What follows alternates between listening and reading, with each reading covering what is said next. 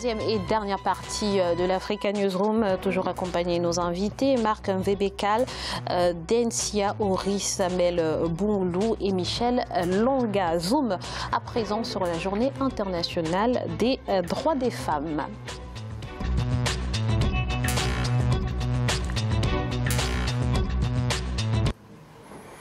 Les femmes du monde entier sont en effet célébrées ce 8 mars, direction Lac Rose au Sénégal, à la rencontre de celles qui ont décidé de se lancer dans le business du sel. C'est un reportage de notre correspondant Aladine Ndiaye. Pour chaque bassine de sel déversée, elles sont payées à 25 francs CFA. C'est le quotidien de ces femmes qui s'activent au Lac Rose de Dakar. Le business du sel est le secteur d'activité majeur du Lac Rose derrière le volet touristique. Malgré la pénibilité de leur métier où Leïsi, âgée de 42 ans, y travaille depuis plus de 4 ans, l'objectif est surtout de subvenir aux besoins de sa famille. Chaque matin, on est là et on vit de cette activité. J'aide mon mari, je nourris la famille grâce à l'extraction du sel. Je peux débarquer 30 à 50 pirogues par jour. C'est difficile, mais je n'ai pas le choix. Quand tu penses à une seconde à tes enfants à la maison, tu es obligé de travailler sous cette chaleur et les risques du sel. L'activité d'extraction du sel enregistre aujourd'hui beaucoup d'adeptes. Ils sont estimés à plus de 2000 individus, sillonnant quotidiennement les fonds du lac à la recherche du sel. Les femmes se sont faites une place pour ce métier qui est jusque-là réservé aux hommes. Quant à Fatou Kane, son travail consiste à acheter au bord du lac et à les revendre au niveau des quartiers. Ça fait 6 ans que je fais ce commerce, c'est mon seul revenu et j'assure la scolarité des enfants. J'ai 3 enfants et je paie pour chacun 6 000 francs à l'école. Si ce n'était pas ce travail, je ne parviendrais pas à gérer ma famille. Même mon mari, je l'aide grâce au petit commerce de sel. Situé au nord de Dakar et exploité depuis les années 1970, le Lac Rose est le plus grand site d'extraction de sel en Afrique de l'Ouest. 60 000 tonnes en sortent chaque année, consommées au Sénégal ou exportées dans d'autres pays. Des femmes battantes qu'on vient de voir au Sénégal. Monsieur Longa, quel sens donnez-vous à cette célébration de la Journée internationale des droits des femmes? Je tiens d'abord à féliciter toutes les femmes du monde, les femmes africaines en particulier, surtout centrafricaines, qui vivent sous pression de groupes armés, qui vivent les viols, des pillages et de tout. Et je leur dédie cette journée du 8 mars. Et normalement, nos États devraient prendre des dispositions pour qu'il y ait ce qu'on appelle la parité, que ce soit au niveau du gouvernement. Et je remercie le Premier ministre actuel parce que dans son gouvernement, il y a 8 femmes. La ministre de la Défense est une femme, ministre chargée des réconciliations nationales, et ainsi que tant d'autres.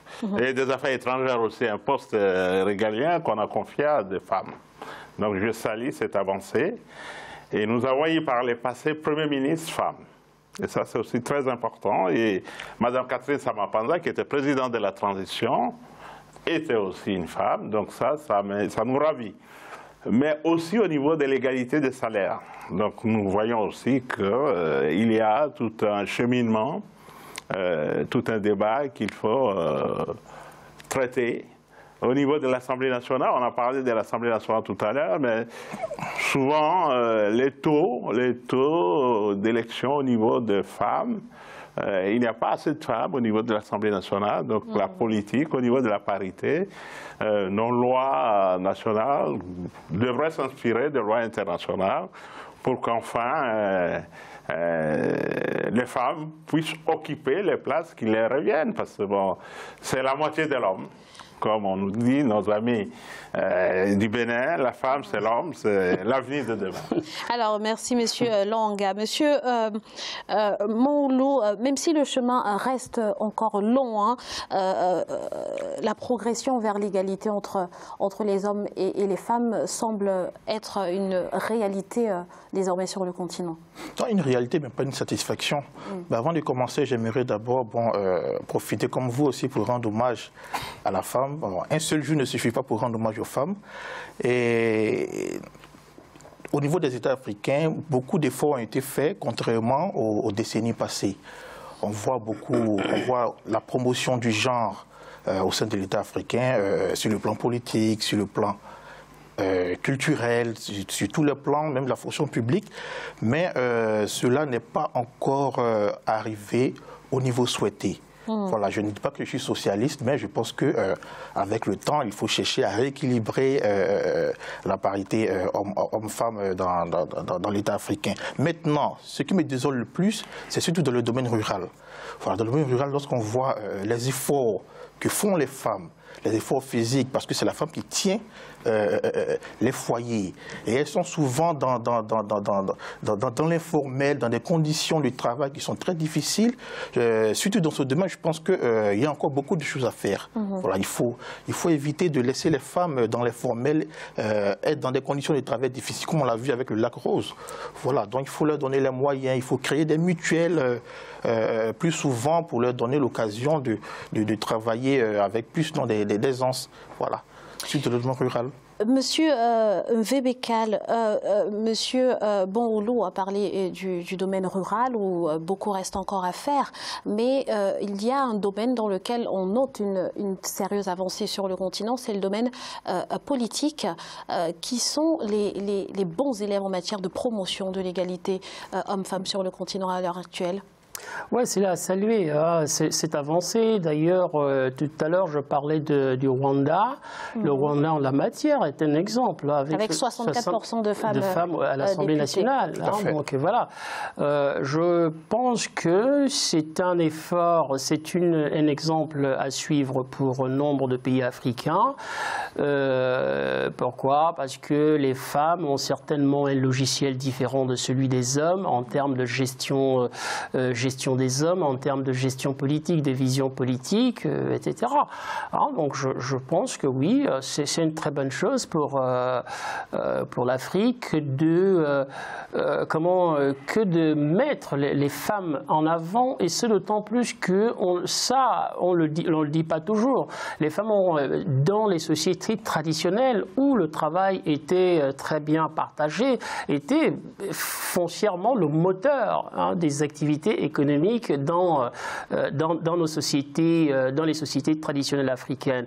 Bon, je voulais quand même en profiter aussi de cette journée pour faire un petit clin d'œil à mes sœurs au Gabon, n'est-ce pas, si vous me le permettez, et leur dire que, bon, parce que ce sont des femmes qui ont été assez courageuses, qui ont, parce que ce qu'on constate pas au Gabon, en Afrique, c'est que vous avez souvent des familles monoparentales et que les femmes ont toujours été là, le soutien des familles. Et d'ailleurs, on l'a vu dans le document que vous avez montré sur l'exploitation d'un lac salin, une femme qui envoie ses enfants à l'école, qui soutient son mari à travers son activité économique. Mais je voulais quand même examiner la question justement de l'exploitation du lac Rose pour me poser une question d'ordre économique. Voilà une population qui est quand même, je dirais, en souffrance. Pourquoi? Parce que les conditions de travail sont hyper difficiles, que ce soit pour les hommes ou pour les femmes. Parce que d'ailleurs, les femmes ne vont pas ramasser le sable dans le lac pour des raisons qui ont été indiquées, des raisons physique, etc., etc. Et la question que je me pose porte sur ce que peut faire et ce que fait l'État sénégalais par rapport à cela. Pourquoi? Parce que le sel, c'est un produit qui est confronté, qui est distribué sur le marché sous-régional et marché sénégalais, et qui, de ce point de vue, est confronté à la concurrence étrangère. Donc là, on a entendu qu'il y a pour transporter une bassine de sel, c'est quoi? C'est 25 francs CFA, ce qui veut dire 0,04 centimes d'euros. Mais alors, est-ce que le gouvernement sénégalais ne peut pas faire d'efforts justement pour essayer, sur un plan purement économique, de protéger d'une certaine manière le marché ou du moins de favoriser la distribution, la consommation, etc. du sel sénégalais pour que ça rapporte un peu plus? plus à ces populations-là qui en vivent. J'aimerais aussi ajouter un problème aussi dont on n'a pas parlé. Ce sont les violences aussi dont subissent les femmes, les violences faites contre les femmes au sein de leurs foyers, dans les régions en conflit. Voilà, je pense que dans chaque pays africain, il faudrait aussi renforcer le cadre réglementaire, le cadre légal, en vue de protéger encore plus, de plus en plus les femmes. Parce que beaucoup plus la culture qu'il faut revoir. Il y a le poids de la culture. Il existe énormément de lois contre les violences faites aux femmes. Nous sommes dans les sociétés. C'est la culture. C'est la culture. Voilà. Si je peux me permettre, vraiment une petite parenthèse là-dessus. Alors, on va le laisser terminer, s'il vous plaît. Voilà, ce sont les sociétés dans lesquelles on voit les femmes en net inférieur. Donc, je pense que les États doivent mener des efforts sur le plan juridique. La culture, justement, le législateur africain. Nous avons vu aussi des femmes, par exemple des veuves qui se sont vues arracher leur héritage. Nous avons vu et aussi ça relève de la culture, de par leur mari, sans qu'il y ait de poursuites judiciaires des femmes, aussi à travers les conflits qui sont utilisés comme des objets sexuels, tout ça. Voilà, donc nous devons renforcer au niveau des mentalités, c'est un problème culturel. Tout à fait, oui. Monsieur Langa. Non, je parlais du poids de la culture, c'est-à-dire dans les sociétés matriarcales ou patriarcales, il y a ce poids, l'homme. Et nous devons arriver à une évolution des mentalités, aussi changer que ici on fait la queue, ici on fait la cuisine, on fait la vaisselle, mais en Afrique, c'est souvent que madame travaille, mais c'est elle, on lui laisse cette tâche. C'est aussi ça la culture, c'est aussi ça l'éducation. Ça commence par là, c'est à nous aussi de donner l'exemple en disant, mais bon, il faut partager. Si on veut l'égalité, l'égalité doit aussi passer par les tâches ménagères, par non seulement madame apporte son salaire pour la contribution du foyer. Oui. Alors souvent on dit l'homme doit assumer. Et la contrepartie, c'est qu'elle est femme au foyer, donc elle doit s'occuper de tout.